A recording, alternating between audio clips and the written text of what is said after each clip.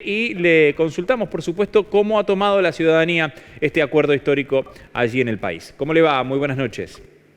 ¿Cómo están? Buenas noches. Claro, tú lo me señalabas, ya este lunes, 18 de noviembre, se cumple un mes de movilizaciones que persisten. A esta hora, por ejemplo, en el sector de Plaza Italia, centro neurálgico de la social en Santiago de Chile, el corazón del centro, como se le hace llamar actualmente ya la Plaza de la Dignidad, está repleta de gente que continúa nuevamente en una nueva jornada manifestándose a propósito de las demandas ciudadanas. El sentir de la gente en las calles básicamente apunta a la necesidad de soluciones rápidas, soluciones concretas. Si bien esta modificación, este cambio al sistema constitucional anunciado ya tras este acuerdo entre oficialismo y oposición la madrugada de este viernes en la sede del Congreso en Santiago, abre la puerta para un cambio a la Carta Fundamental, una constitución que data de la dictadura de Augusto Pinochet, escrita a puño y letra por sus secuaces vinculados hoy en día a la extrema derecha chilena.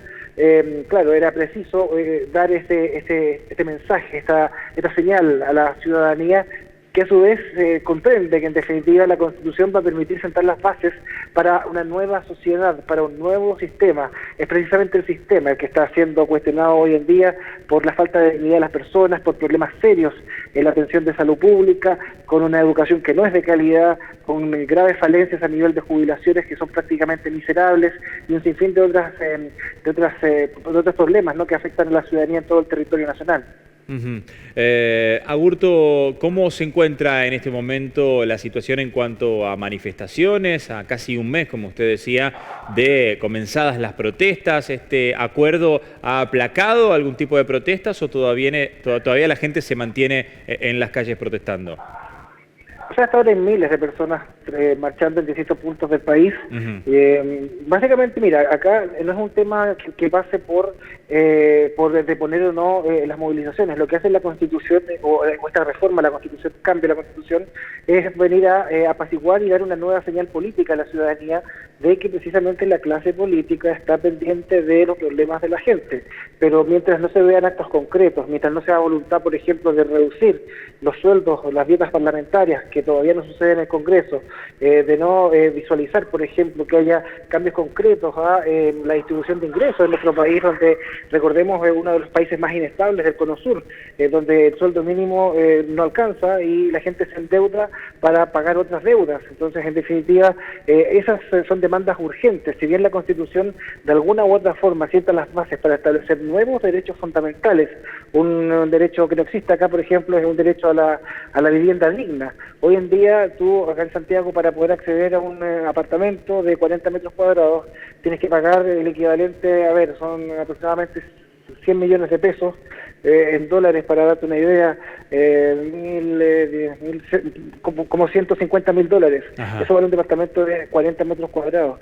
No hay quien pueda vivir, por ejemplo, en el centro de Santiago. La gente tiene que trasladarse a vivir a la periferia. Para poder trasladarse de la periferia a sus lugares de trabajo, tiene que transitar 2-3 horas en una mezcla de buses de locomoción pública con el metro, que por estos días, recordemos, tras el estallido social resultó dañado, así que tampoco hay servicio de metro o de subte, como le llaman ustedes en Argentina.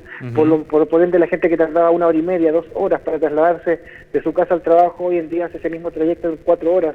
Y la gente está consciente también de que es el costo que de alguna u otra forma el chileno tiene que pagar para provocar estos cambios.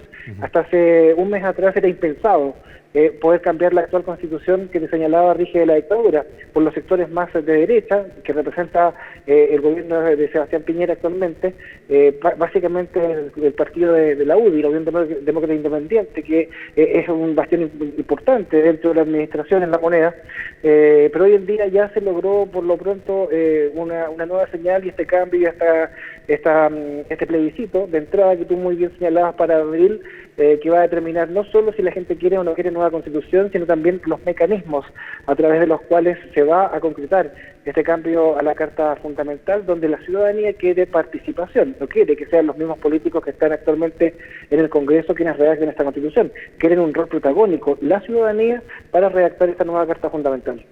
Hoy justamente tenía la oportunidad de ver un video en el cual se mostraba uno de los hechos que dieron inicio a estas manifestaciones, los estudiantes traspasando las puertas del metro y justamente en grupo realizando esta manifestación, algo que dio un puntapié inicial para este tipo de manifestaciones y que ha ido escalando a un nivel social muy importante. Y la pregunta es para usted, Raúl. ¿Usted recuerda algún tipo de manifestación de tamañas dimensiones en su historia como chileno? Mira, yo recuerdo en la primera administración de la entonces presidenta Bachelet se produjo la denominada Revolución de los Pingüinos. Yo no sé si sonó a nivel internacional, pero era básicamente miles de estudiantes. Pingüino se le llamaba por el uniforme que usan los estudiantes primarios y secundarios en Chile. Miles de estudiantes, millones diría yo, en todo el territorio nacional, marchando en las calles por una educación de calidad, una educación justa.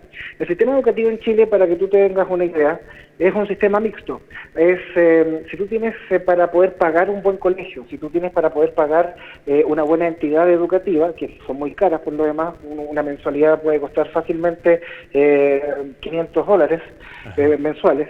Para poder acceder a eso tienes que contar con el dinero. Si no cuentas con el dinero y eres de la gran mayoría, por ejemplo, que recibe o percibe el sueldo mínimo, tienes que acceder a una educación pública, la educación que es municipalizada, que recién hizo una modificación para que pasara a manos del Estado, que no cuenta con los profesores necesarios, que no cuenta con, te hablo de alumnos, salas de clases con 50 alumnos en sectores periféricos, donde los estudiantes, de acuerdo a los sondeos, las evaluaciones que se hacen, no saben leer, en definitiva, ¿en qué aspecto? No comprenden lo que leen. Claro. Leen de corrido, pero no entienden las cosas que están leyendo.